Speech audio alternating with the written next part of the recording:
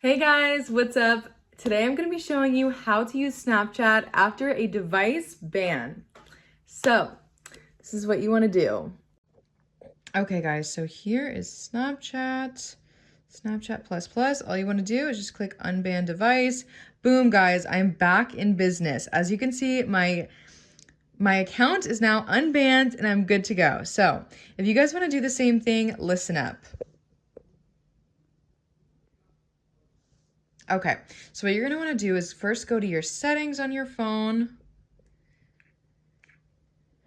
You're gonna scroll down to battery. You're gonna scroll down to battery, and then you just want to make sure that low power mode is turned off.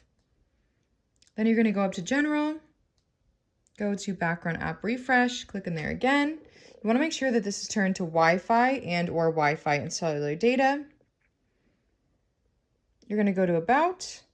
Make sure the software version is iOS 11 or higher. Last thing, you'll go to ulugpt.com and you're going to type in the name of the app.